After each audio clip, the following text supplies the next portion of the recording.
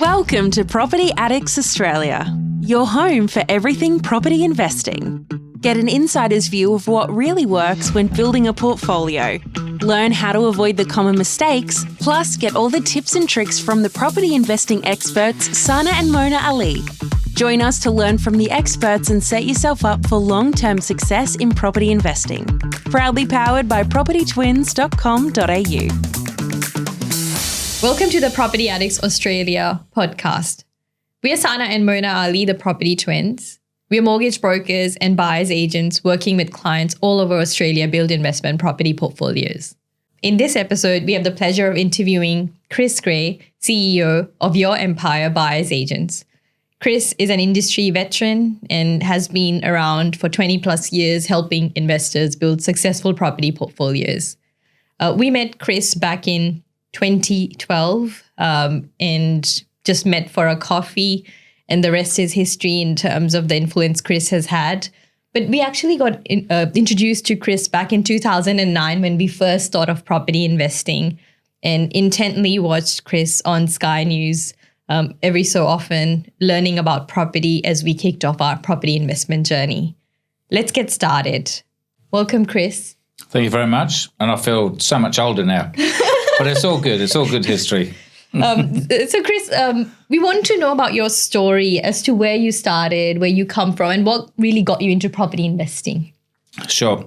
So all started kind of in the early days. At 20, I came to Australia from the UK, backpacking, had no money, didn't travel anywhere. This was my first major flight, and got back to the UK 4 months later and said to my mum on Saturday night, right, I'm off to the pub.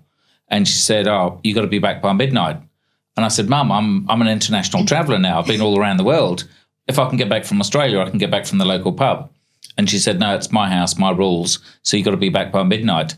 And that was the catalyst to say, stuff you, Mum, I'm moving out. And so it was a good thing because it forced me to get out. And in those days, it was very much a thing of rent money's dead money. I earned about £10,000. We had about £10,000 inheritance, so I had a bit of a deposit. And you could basically borrow 3 times your income, which is similar to old days in Australia, so 30 grand or 40 grand. And that got me the crappiest, shittiest property in the shittiest part of town. And I came from a good background. I didn't want to live there. So I started checking out all these really cool places. And I ended up buying a 3-bedroom house because my skill is basic numbers. It's not being a great accountant. I basically worked out that if I bought a studio unit 3 times my income, I'd have no money, because it would all go on a mortgage. And that's why none of my friends had it. But I thought, if I can buy a 3-bedroom house, I can rent 2 rooms out to 2 mates. And in those days, the yields were about 12% in the UK, so massive. And so you could actually live for free. So I ended up buying a 100 grand place for 80 grand. So I saved 2 years' salary overnight by negotiating and being in a good position. And I lived for free. And then from there, I basically saw an advert about refinancing, which was big in the 90s, like it was never heard of in the 90s. And I basically refinanced and got a free Porsche. So I couldn't afford a car on a 3-year lease, but I could afford it on a 25-year interest-only mortgage. And then I repeated and then bought a second property with my dad as a joint venture. And so this was just really basic stuff. There was no books, no magazines, no TV shows. It's all self-taught. I'd look at things like properties from next to a garage or like a car park, and I think, well, is that good or bad? Well, it's good in that there's no all-night parties, so they're not going to keep me up. But obviously during the day, it's really busy on traffic. But there was no one to ask in those kind of days. So pretty much everything was self-taught. Mm-hmm. And I ended up in Australia at 31, working at Deloitte's, earning about 60 grand after tax at Deloitte's. And obviously you guys were at PwC. But I was earning 600 grand because I had 6 properties rising at 100 grand a year in the early boom of early 2000s. And that's when I was a good enough accountant to realize 60 grand for working 40 hours a week or 600 grand for doing nothing. I'll take the 600 grand. So you obviously started very early on and you realized the power of leverage and also expanding a property portfolio and earning 600 grand versus 60 grand. So why do more people not do it? So, I mean, everyone says, oh, it's easier in your day, which they always do for whatever reason. But that was the thing, is there was no knowledge. Everything was self-taught. And I didn't know about why would you do it a second time? But I just thought, well, I've made this money. Why wouldn't you do it again? And I hung around the real estate agent, a girl that sold me the first property. And so we used to catch up once a month and just have beers and wine and just talk about property. So that kept the interest. But it wasn't really until, so then I came to Australia, and then the thought was to not sell, because then while I was traveling, it would still make me money. And then I bought another one in Australia and kept repeating. And I don't know what happened. It just kind of did. And again, there was no one teaching you to pull out the equity and keep repeating. But then I started going to the home buyer shows, and you suddenly meet a mortgage broker that's used to dealing with investors. But again, I'd never met one before. I didn't even know what a yield was. I didn't know what my mortgage interest rate was, and I didn't even know there was a percentage. Like, I knew it cost me a certain amount of money, and I got a certain amount of money in rents, but I didn't know it was a percentage. So you said you went to these home buyer shows or seminars, and you were self-taught.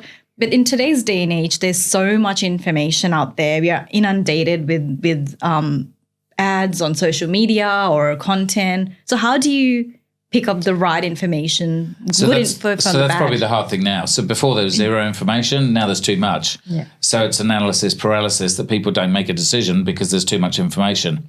And so I think you're never going to get 100% information. So I've done 500 live shows on Sky, been in the industry 30 years effectively. I don't know everything. I know my little pocket very well, but I certainly don't know everything.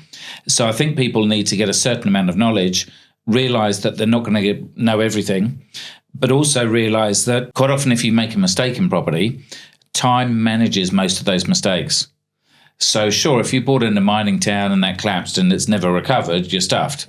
But if you buy a normal property in a normal suburb for a normal kind of price, in time it's going to be okay.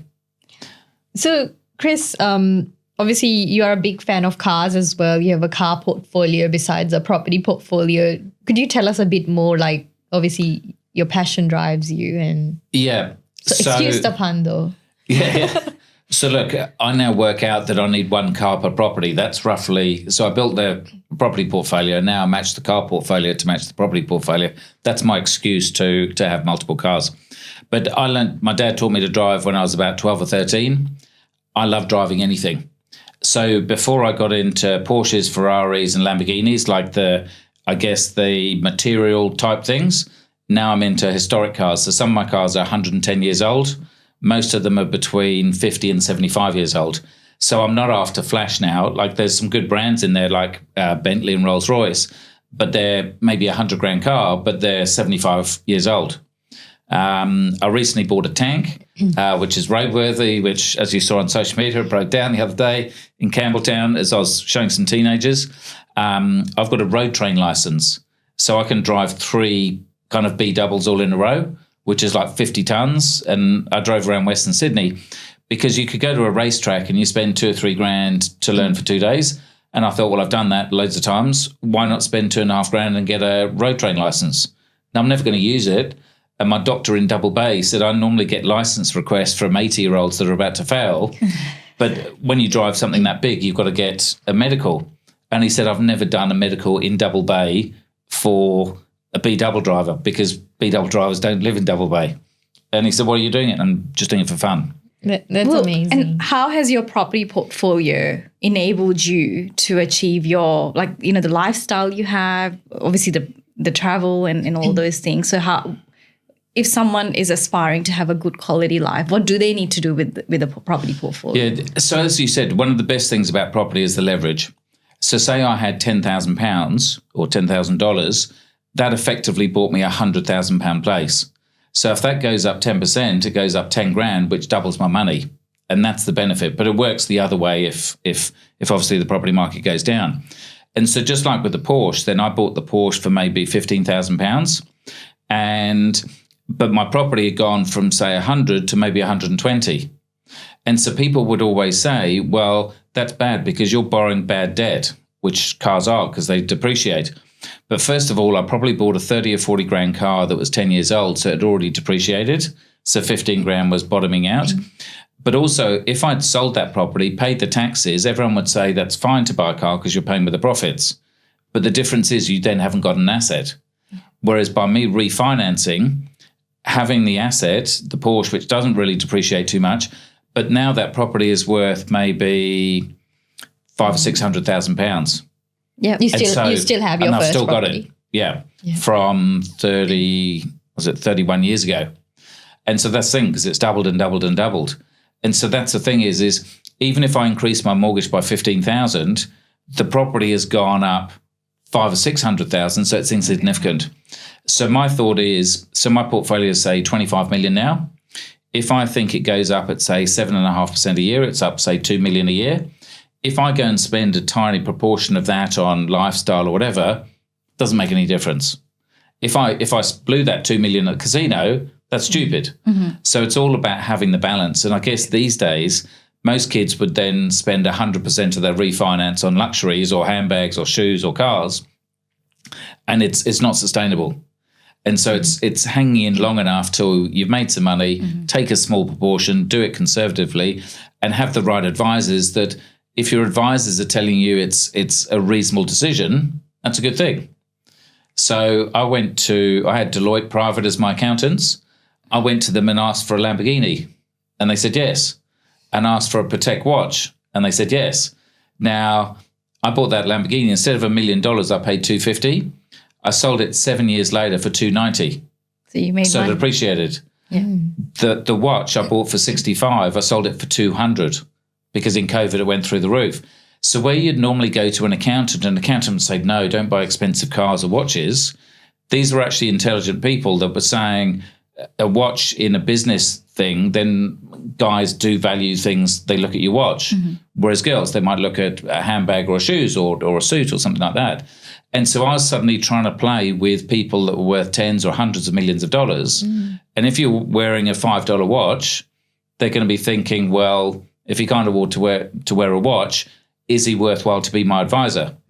Whereas if you're wearing a $200,000 watch, not that a lot of people are kind of superficial, but if it means you can spend that much just on a watch and you've got your portfolio, even if you're in shorts and T-shirt, it may mean that, well, at least you've got the money to back yourself up. So it's really about the mindset than thinking big, because in our several conversations you've mentioned you're really numbers focused. And surrounding yourself with people you learn from and grow from. So what would you tell like a property investor looking to, start a property portfolio, expand their property portfolio? What do they need to do differently to think big? Yeah, look, everything's about information. It's all about mindset. So all of us in the property world, we do slightly different things. You do slightly different things to what I do. But 95% of our mindset's exactly the same. Whether you buy and renovate, whether you buy off the plan or new or Perth or Sydney or regional or whatever, that's the last 5 or 10%. It's all about the mindset. And so like from a sales perspective, setting up my business, then the coaches would say, you need one good suit, one good briefcase, one good watch, one good pair of shoes, one decent car, because it's first impressions when you turn up. But I've gone from having all these expensive things to now I've got a $300 watch. My clothes are maybe $200 at the most, because in a way, sometimes when you've ticked off that box, you've then got the reputation that you don't need to show anything, or if anything, show anything might put other people off anyway, that I'm trying to portray that I'm down to earth, I'm living the lifestyle. And so if people want a corporate person, I'm probably not that person now. But if you want to learn how to retire early, to travel 10 or 15 times a year, to choose what you want to do, how you dress, not being told what to do, that's I guess the personality that I'm living and breathing. So it's about you being happy and living the life that you would like to live, and then people can get inspiration from that and follow through with that, rather than just say someone in a suit or shiny brochures trying to convince a property investor to buy something. Yeah, but it all depends on your age and stuff. So when I was on Sky News in my early 30s, I looked too young. And so when I was trying to, say, get a billionaire, so my wealthiest clients say $1 billion, and when I'm trying to convince them that I'm the right advisor, if you look in your 20s and you look as if you haven't got 2 pennies to rub together, they're highly unlikely to invest in you. Whereas in those days, I was pinstripes suit, I was sharing Deloitte's, sharing Sky News, tie, button done up, maybe more of a conservative car and stuff. But then after a while, you tick the boxes and your reputation and I guess your portfolio size and your financial success then outweighs that. So then I had, say, the Lamborghini, which was like bright orange and then bright purple. So I would win some male customers because they'd say, I want one of those cars and I want that lifestyle. But then quite often their partners, their wives would say, there's no way we're going to deal business with that guy. He looks as sharky as anything. He looks flashing in your face, and understood that and understand we'd lose a lot of business. Just like a real estate agent, they turn up in a Ferrari. There's no way they'll get business. But I'm not trying to get money from selling stuff. I'm saying if I can make you $1 million, whether I charge you 20 grand or 50 or 100, why would you worry? Yep. Because if I'm making you money, do you want to try and get money off someone that's got no money or someone that has got money? That's so Whereas my dad's mindset years ago was he'd never buy anything off anyone that drove a BMW because he said they're too well paid. Yeah. Whereas obviously a BMW these days is like no big deal. But that's the old mindset. So so you obviously had success and then people follow you. But, these days, there's a lot of people out there, right? Property industry is growing. And how do you really pick the right people to help you? And look, that's hard because the typical, say, buyer's agent on social media now, they're young, they're in their 20s, they don't wear socks, they're all really cool. They're amazing at social media, they're good at videos, they're very outspoken, they've got massive claims. But at the same time, they potentially don't own any property. They've got no qualifications. They've got no basis for saying that's a good investment. They've only got maybe a few years experience versus seeing cycles. So we've seen global financial crisis at like 2010. We've obviously had COVIDs. We've had credit crunches. We've had all of these major things that all leads to experience.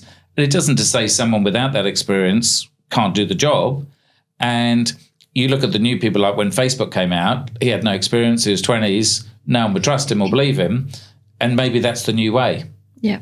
And who knows what property's how's it going to transact in the future, that some of these new people that we might bag out and say they've got no clue, they could be the next mega billionaire or whatever. So we don't know. But it's a balance of I guess, knowledge versus flash, that someone's made a lot of money or appears to have the money from ripping people off and telling them it's going to be perfect, and the clients don't realise for 10 years that they've overpaid. And it's a time thing, right? You don't know until it's too late, perhaps. Yeah. So for instance, people that are, say, pushing Perth a few years ago and say, I can make you 20%, well, almost anyone could say that because the Perth market's gone off. Everything went up. Yeah. And that's the thing is, in the boom, everyone's a hero.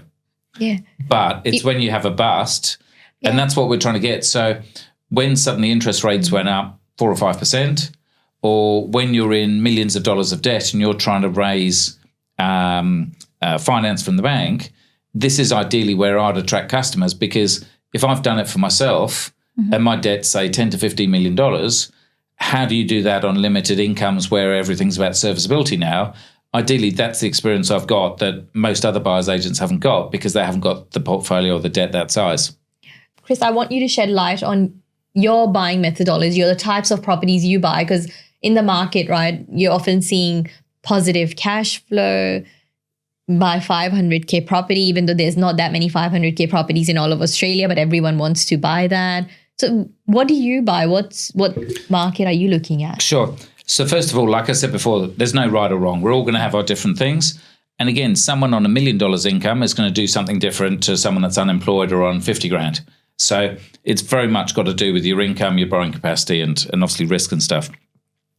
So when I started buying in the UK and I had no knowledge, I thought, if I rent a nice property to a decent person in a professional job, they're not going to want their boss to find out they haven't paid the rent or they've trashed the property. So they're going to pay the rent and look after it. Really, really simple philosophy. I do the same thing now, because in reality, what I was buying in good areas, say like a Bondi, but say in London without the beach. So it was basically heritage areas. So you couldn't build any more properties.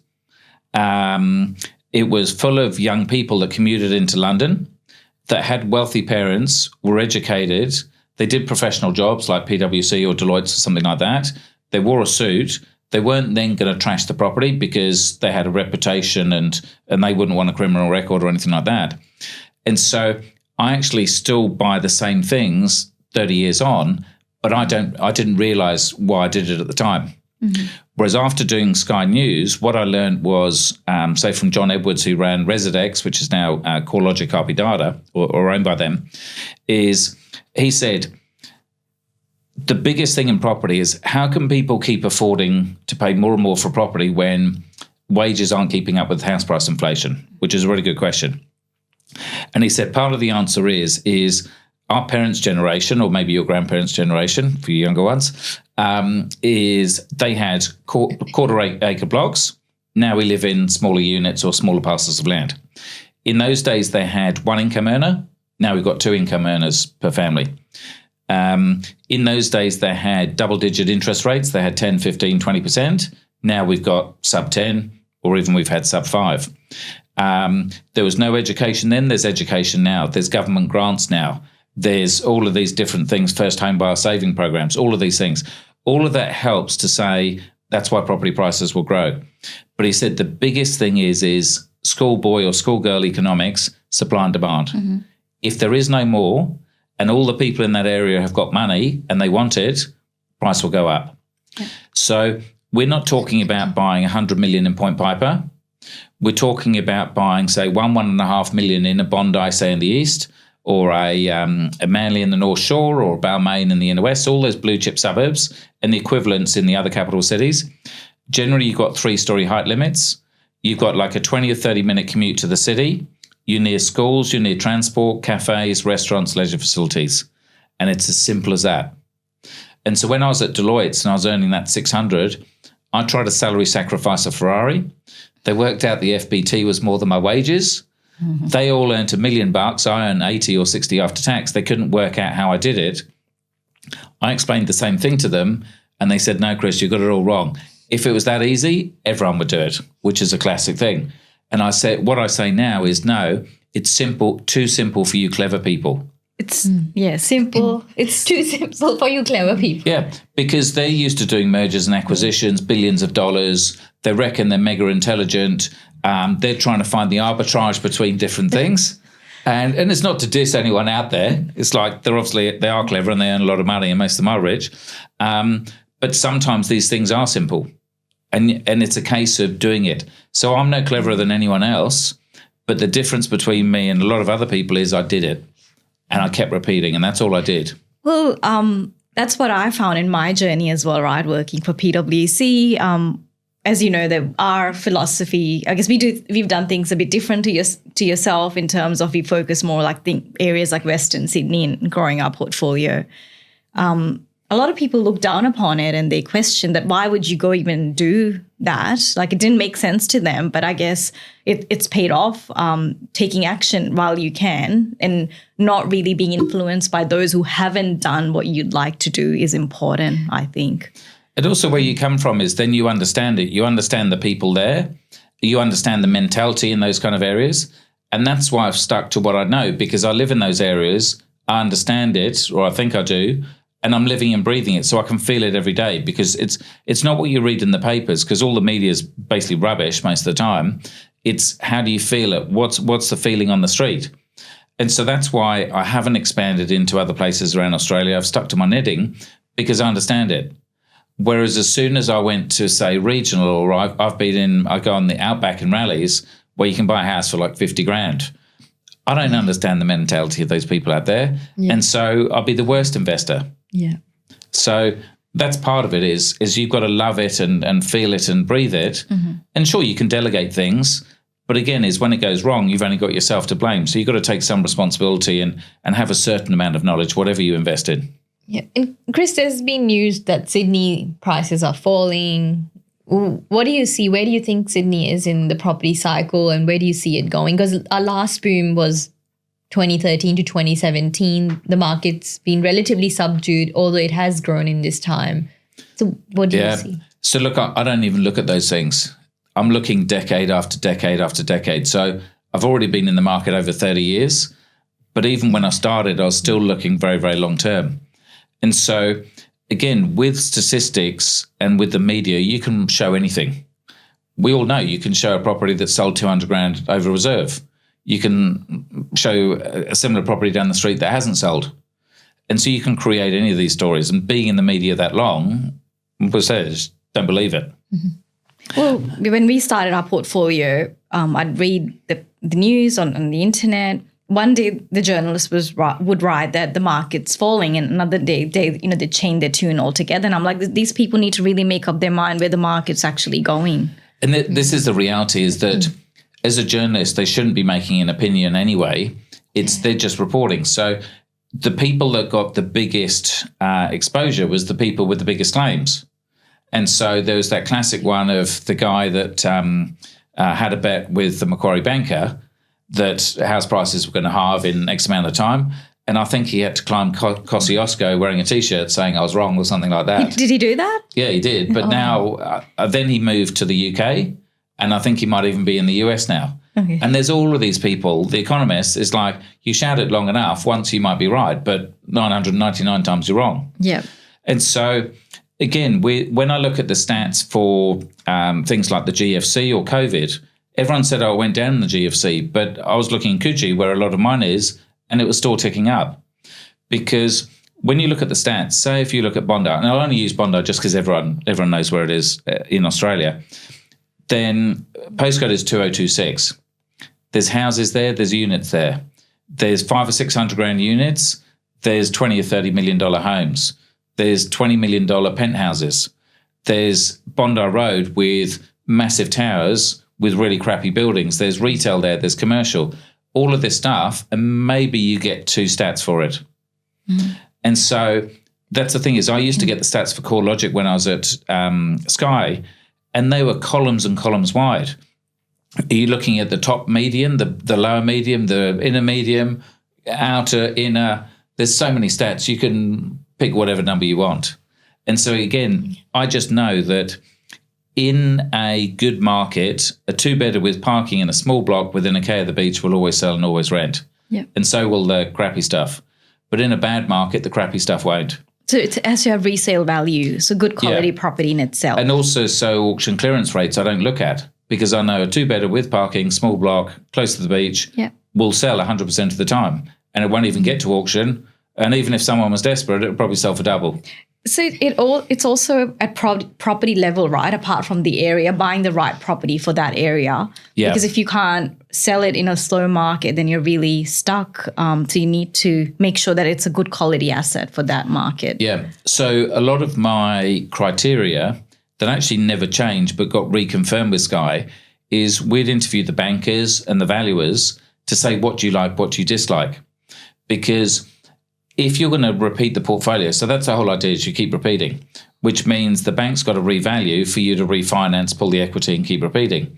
So when you buy a property, it's not about what you think it's worth or what you do or what I do or the property manager or anyone else. It's the bank valuer, because he's the one that dictates to put the price down to then say it's risen by this amount, and then you pull the equity out.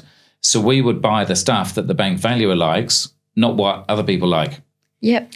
Because he's the most important person to stop or start your portfolio. And I guess talking about data, you referred to, you can pick whatever, right? Like there might be a whole heap of data and make sense of it. But at times I think that's all noise, because you have to really look at your own economy and see, well, these are my resources and I should utilize them best while I can, while I'm able to build that portfolio. But a lot of the times people get stuck with analysis paralysis and they don't do anything because they're looking for that perfect metric or perfect signal to And often start. it's meaningless, like the clearance rates. It's just completely irrelevant to us. Now, if you're buying expensive property or cheap, it might be different, but not if because the other criteria is median price, because if you buy around the median price, it means 80% of the local population can afford to buy it, sell it or rent it. So there's always a market. Whereas if you're too cheap or too expensive, there may be no market for it. Yep. And so, again, a lot of the research companies or the buyer's agents out there say, we've got massive research teams. And in my experience of knowing other people that have been in the industry a long time and sometimes have even gone bust, they've said, oh, yeah, that was a whole bunch of rubbish. Like we said, we had 200 different data files or suppliers of information. And yeah, it's a whole bunch of rubbish. So it could be a marketing gimmick in some instances. It is, because it makes them look, oh, we're researching the market and we're finding all this latest thing, the latest play, or we're using AI now, and that's going to predict where it is. Whereas Bondi's always been great, and Coogee and Balmain and the Manly. So I think, sure, for some people, if you can pick the bottom of the market and then refinance at the top, you can increase your returns and you can increase the size of your portfolio, just like a stock trader. But I always thought from my dad always used to tell me he would get the cheapest fund when it came to shares and the cheapest industry fund because they don't charge a lot. And I'm saying, no, that's wrong. You pay for an expert, you can get better advice, like in property. Mm-hmm.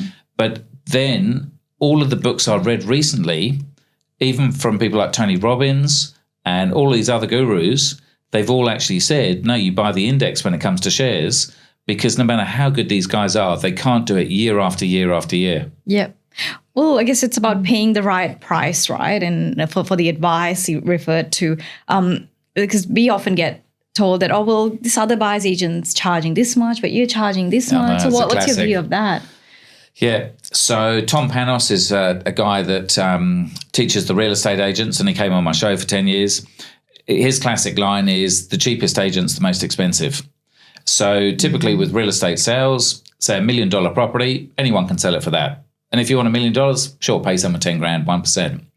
But if you want to get top dollar, you want to get the street record or the suburb record, you hire the best agent, you do the best marketing campaign, you tell the whole world, you take it to auction, and you get 2 or 3 people fighting over it. If they're pre-approved to 1.1 or 1.2, people pay what they're approved to. They haven't done lots of research to know it's only worth $1 million. Mm-hmm. And that's why you want emotional homeowners that fall in love with it, or daddy buying one for his daughter, that as long as his little angel's happy, he'll pay whatever it takes, because he knows in time when it's worth 5 million, whether he paid $1 million or 1.1 doesn't matter. Yeah. The same with buyer's agents, is you can get someone that in an industry where you pay 2%, so 20 grand per million, someone will do it for 10 because they're desperate. And they've got no, reputation. They've got no previous sales. They've got no testimonials, or they're just cheap and they don't value themselves. If they can't negotiate the right price for them, the classic line is, how are they going to negotiate with your money? When they're discounting their fee 50%, what are they going to do with your money? They're going to be paying 1.1, or they need to do double the amount of deals. So they need to just churn you as a client. Yeah. Whereas if you pay someone the full 2%, they can afford to do the proper job, whether they're buying or selling. They're not desperate. Mm-hmm. And ideally, they get you that $1 million property for $1 million rather than paying 1.1 at auction. So the idea really is, are you getting quality advice for what you're paying? And is the buyer's agent spending the right amount of time on you? And the same thing is for all industries. So I used to go to a property accountant before. Then I went to Deloitte Private, and people said, why are you going to Deloitte Private? That's if you're a multinational or a billionaire. And I'm saying, no, well, their fees aren't actually that different. And if the multimillionaires pay for research into learning how a trust works through their court things, then once Deloitte has got the information, they can give it to me for their hourly charge. Mm-hmm. And so the property guy I had before, he might set up a trust once a month or twice a month. Deloitte had someone that was doing it for 30 years, every single day, 24/7. So I came to them and they said, oh, you got the wrong trust. But because it's within this band of like $2 or $3 million or whatever the number was, we can transfer it into this trust. There's no CGT or stamp duty because you're going to an expert. Yeah. Now, let's say the previous accountant was $500 an hour and they were $1,000. Who cares? Do you want to pay $500 for the bad advice or $1,000 for the right advice? Yeah, well, you pay later. You pay less now, pay more later. Yeah. And they say quite often, you either pay now or you pay for your mistakes, and the mistakes are more expensive. Yeah. And on a slightly different matter, I just bought a defibrillator, to keep your heart going if you have a heart attack. Mm-hmm. And one of my clients is in the ambulance business, and he said, I've got a Chinese version for $500, or I've got at the top of the range $3,000 that tells you everything to do. Which one do you want? Well, $3,000 one. The $3,000's the cheapest, because the $500 would be more expensive. You're tossing a coin. And the same analogy could be applied to when people say, well, they're buying a property from a developer's agent, and they're like, well, it doesn't cost me anything because I'm not paying a fee. to them. But you are actually paying a fee. 100%. And instead of paying a 20 grand fee, it's probably 50 grand because they're paying them 50 grand because they can't get rid of it. It's overpriced and it's rubbish. Yeah. And again, it's like the free financial plan. And this is the tough thing with financial planners is the average person in Australia can't afford 5 or 10 grand for a financial plan because they're struggling to eat or pay the mortgage or whatever else. They're the ones that need the independent advice. Whereas the free financial plan means that they're getting paid by whoever business they're giving to. Yeah. And so they're getting a commission. And quite often the hidden commissions, even though technically there is no hidden commissions now, everything's declared, that's not reality, is they're going to get ripped off and they've got crappy products that have no value. Well, I've had clients who have had financial planners who have sold them off the planned property. So do you have a view of that? Like, are financial planners actually able to do that? And they're actually being paid commissions on the back end. But they were not transparent though either. Yeah. The trouble is accountants were always the trusted person because they're always paid by the hour. Yeah. But then accountants started selling off the plan as well. And that's where it's scary. So if your accountant's telling you to buy an off-the-plan property, then what should you do? Probably run. And look, it's Find not a just, new accountant. It's not to say that everything's a bad deal. Yeah. But again, being in the business where we can buy secondhand, we can buy new. And look, we've looked to buy new before for foreigners have got to buy brand new.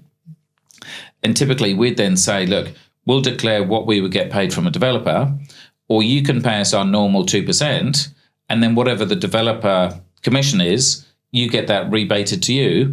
So it's all transparent. Yeah. So it's a time and place for these things. Yeah. And in reality, I don't think we ever did a deal like that anyway. But that's what they should be saying. And this is why that's why we had the Royal Banking Commission a few years ago, because of these unscrupulous people that weren't declaring fees. Because you go to your accountant, you pay them a fee, you assume he's having your best interest. But if he's getting 50 grand on the side and your annual accounting bill's only 5 grand, is he worried about keeping you as a 5 grand client or selling another 50 grand property? Yep. So, and that's the problem. So there needs to be more transparency. And if you are being told, then by your accountant or a planner to buy, then you need to inquire more. Yeah, and I would say the best thing to do is to try and tread around it gently, to pretend you know nothing. And then right before it kind of happens, you say, oh, by the way, do you get another fee? And you put it in writing or something like that so that if they lie, it's going to come out, or just see how embarrassed they are by it. And that's a way to tell if your accountant has been upfront or has hidden something in the small print to say those kind of things. But that is a compliance issue though, right? If you see, say, the mortgage broking industry, you have to be very transparent in the commissions that you're receiving. So similarly, you would think accountants or financial planners need some regulation around them. Sure. And look, I think the regulation's already in there. But it's like I've just been doing my CPD for buyer's agents, which obviously you guys do as well. And in there's a whole bunch of stuff about sales agents underquoting. That's been going on for donkey's years. And then dummy bidding, which people don't talk about too much, whereas in the 90s and 2000 it was massive. But again, it still exists. But agents will get their friends in, or the vendors will get their friends in to push the bids up because they think someone else will pay more. Yeah. It's completely illegal, but it still happens. Yeah. And there's plenty of hidden commissions that still happen as well. Well, I've been at an auction where there was a dummy bidder, a family member, and he bought the property in the end. But again, and this is the thing. So look, the government's going to legislate a certain amount, but this is where you need to have enough street knowledge to know what goes on in the industry to know these kind of things. And unless you're reading all the time or involved in conversations with people, you may not know. If you're a brand new investor or starting out, you may not be privy. It is hard. And this is ideally where if you can get an honest buyer's agent to help you. So I've even used buyer's agents for cars. And so I wanted to buy my wife a car. And until then, I bought a car maybe every 3 or 4 years. A fleet buyer will buy hundreds, if not thousands, every year. And so his deal for that was, say you find a car for 100 grand and say this is the specification, this is the year. He'll then go off and find you something that's similar, if not better, for a lesser price. And so say he gets it for 90 grand, so he saves you 10 grand, you pay him 20%, 2 grand. Mm-hmm. Why wouldn't you use a fleet buyer to go and buy your car that knows all the tips and tricks that it's maybe been written off, or that year model was a dodgy model and versus the next one. The only way you're going to know is if you're in the industry. So they do all the due diligence for you. Yeah. And to have the incentive that what works for me works for him as well. Yeah. Now, obviously with the buyer's agents model, because we're paid a percentage, people always think, you've got an incentive to pay 1.1 instead of $1 million, because then your fee is 22 grand versus 20. Yeah. Now, we all know in reality, are you really going to make someone pay an extra 100 grand to get another 2 grand? No. It's obviously not. But that's why for us, we then put in the valuation thing. So let's get an independent valuation from a bank to prove what it's worth on a bad day. Because if it's worth $1 million on a bad day, chances are at auction it'll go for $1 million and 50, 1.1. So as long as we can buy for that conservative valuation, we think we're worth our 2%. Yeah. You don't tell the agents though, right? Why you're getting that? We told the agents because we send. So whenever we buy, so we've done it for 20 years. We bought the same 1, 2s and 3 bedders, same street for 20 years. So you'd hope we'd know what we're doing and the prices. But we say to our clients, don't even trust us. Assume everyone's dodgy in property. So you're buying in a decent suburb because we only buy in the blue chips. Let's get an independent valuation to prove what it's worth. Then let's get a building, and that's 660. Let's get a building inspection for 440 to see if it's got rising damp, concrete cancer, all of those structural kind of things. And then 250 for, say, a strata report. So you're paying $1,350, and they say, what? I've got to pay that. And I said, yeah, but if you're spending $1 million or $2 million, why wouldn't you spend $1,350 to double check that we're not doing the dodgy thing or someone else is? Because that proves you know the price, you know the condition, you know most other elements. It's 99% guaranteed. But why wouldn't you spend the money? Yeah. And that was the biggest tip I got from someone 20 years ago who ASIC pursued, who's probably the most renowned rip-off merchant in Australia. I won't name names in case he sues me. But that's the biggest tip I got from him. And so many people that get ripped off, a valuation would have solved the problem. Yeah. Because if something goes wrong, you've paid the valuer, you can sue the valuer for getting the price wrong. And Chris, where do you think is the Australian property market going? Look, as a general thing, I think it will keep going up because of that supply and demand. And lots of things are going to create waves. And so, again, another common thing is how many industries support the area that you're investing in. So we all know mining towns or holiday towns. And say with COVID, then we had Airbnbs. For the first few weeks, it was banned. So if you were reliant on Airbnb, you're stuffed. But then it suddenly kicked off. And if you're an Airbnb, you're making millions. But then I was just up in Byron a couple of weeks ago, and they've now changed it that you can only rent it for 30 to 60 days. So people have bought $5 or $10 million properties to rent out for 365 days. And now they can only do it for 30 or 60. So these classic things is if you're reliant on one industry or one tax kind of get out or one special thing, chances are you're going to have a rough ride. Yeah. And that it's, different seasons or every year, there's a new thing, right? Like, or there could be some fancy type of investing or new fad going around. So you shouldn't follow that. You should just stick to the basics. Unless you're willing to flick the dice. Yeah. So my strategy is boring as hell. And I said the same things on Sky. And maybe this is the reason I didn't have the best-selling show. Because I'd tell people it's okay this week, tune in next year. I'll tell you it's okay again. Go back down to the beach, enjoy yourself. I'll tell you it's okay. Because you need to have that long-term focus.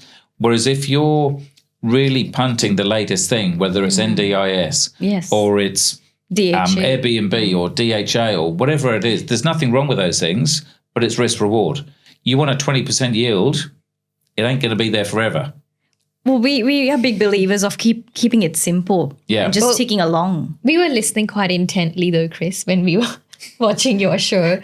So, some people might think it's the same, but it doesn't have to be fancy. Yeah. It's just repeat the same basics, do it over and over. But a lot of the things we're saying, so we had Charles Tarby on there every week. They had a Century 21, Tom Panos from News Corp. And again, we were saying the same things. And in the GFC, we were saying buy now. There's no buyers out there. This is the time to buy. But no one would, because all the neighbours and all their mates and all their family would say, are you stupid? Are you not listening to the news? We said the same things in the Banking Commission. We said the same things in COVID. Again, people don't listen. And then suddenly after COVID, it went up 20 or 30%.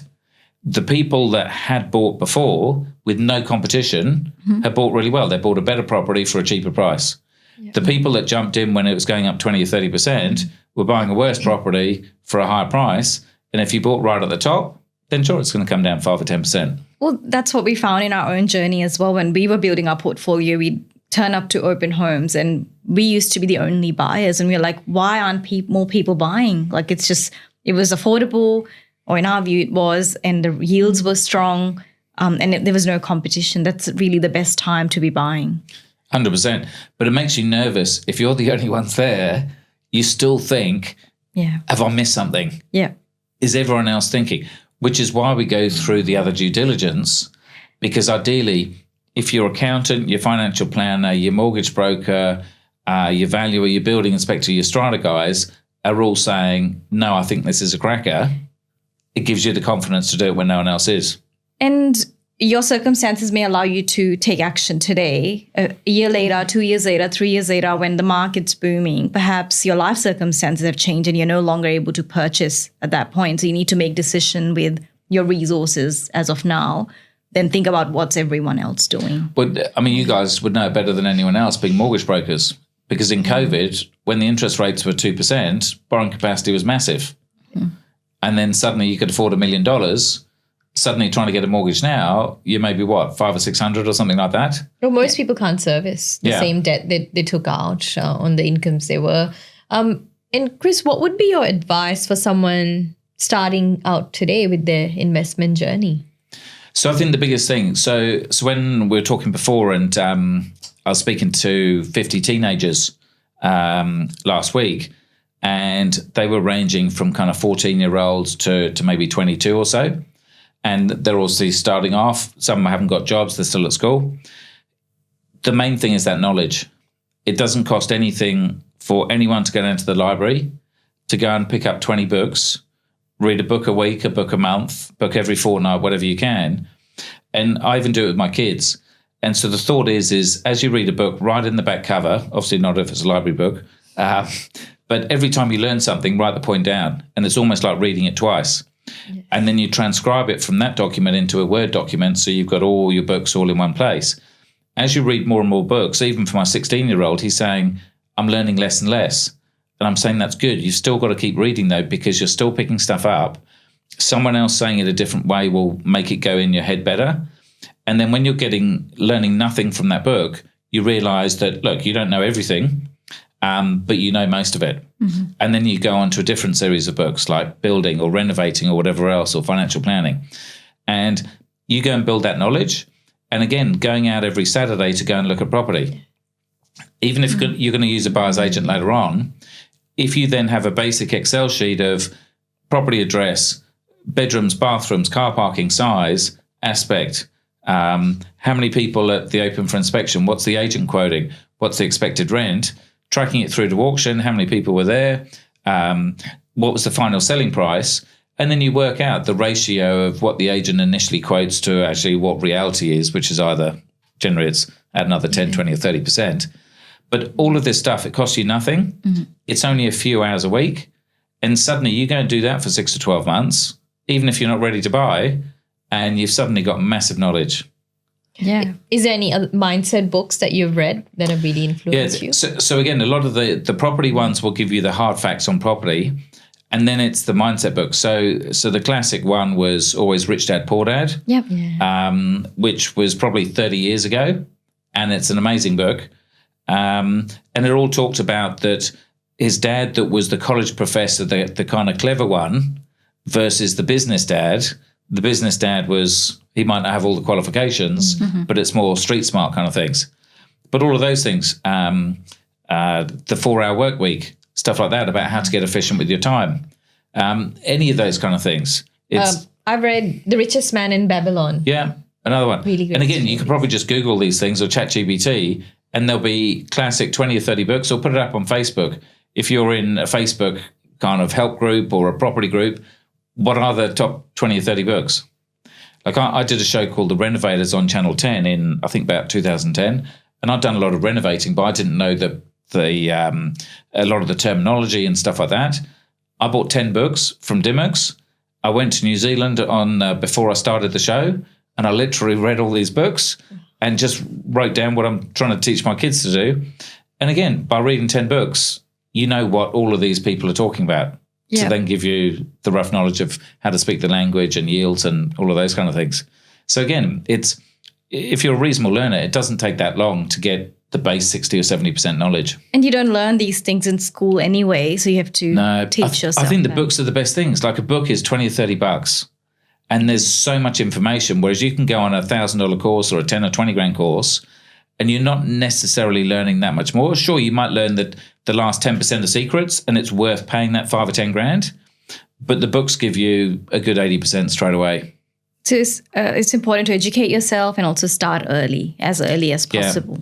And invest in yourself. So invest in the time in yourself, but also put some money into it. Mm-hmm. So I had a young guy come and work for me. He rang me up. I didn't know him from anyone. He was a Sky follower, and he said he had saved 10 grand.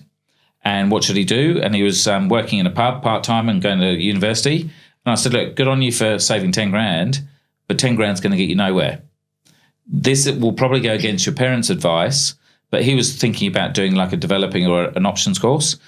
I said, go and do that. It'll cost you 4 or 5 grand, but it'll give you the chance because you haven't got the capital to go and invest. Mm. And it turned out I did a similar course and it was a 250 grand investment. So we had 7 people put in 250 to raise like a $2 million fund to go and invest in options. And I said, I've got the 250 to put in and I've actually got $1 million to put in. But you go and do the course. If you're good at it, I've never met you, and the guy that runs it says you're good, I'll let you come and work for me for a day a week, almost for free, as in I'm not going to pay you, but I'm not going to charge you. Mm-hmm. And you can learn as if you've got this 250 to invest. And did he do that? And he did it, and he ended up becoming a buyer's agent with us, gave up the university, then got together with his cousin. They could afford $350 each, which obviously wouldn't get you a lot anywhere in Sydney. And between the two of them, they bought a 1-bedroom Vaucluse for 700 grand. This was probably 5 or 6 years ago. Now it's probably worth 900 or $1 million. Mm-hmm. So again, someone in a pub that's just got some get up and go has saved 10 grand, but is willing to bet 5 grand of it. Yeah. Dad was a builder, so he's got some property knowledge, but took a punt, worked hard, increased his income, and to have half of Vaucluse property, I reckon it's not bad in 2021. Obviously not as good as you girls, but it's a good start. Yeah, for sure. And action, right? Action is so important. So firstly, thank you, Chris, for making the time to speak with us today. And we have this book that I read in actually 2012, back in 2012, The Effortless Empire. Everyone should read this book. So you can actually grab an electronic copy or order online on your website. Yeah, so if you just go to yourempire.com.au, you can get it as an audio or a PDF. Or if not, just send us your email or your physical address and we'll send people one out anyway. But I wrote it in 2008. I haven't changed a single word in there. After about 7 or 8 years, we changed the examples from 500 grand to $1 million because property prices have doubled. Mm-hmm. We should now change it to 2 million because that's roughly what we spend. But $1 million example is easier to work with. But that's why nothing's changed. And so why change the book? Yeah. Well, going back in 2012, I believe Mona asked for, I think, 8 or 10 copies. Yeah, I had a number of copies and I just took around and gave them to people. And so anyone starting out must read this book, or even if you are an existing investor, because it's just so valuable, like your years and years of experience. And there's no big words. It's really simple. Yeah. It's and simple. Too simple for the clever people. That's right. Too simple for the clever people. Thank you, Chris. Wonderful. Thanks for having me. Thanks.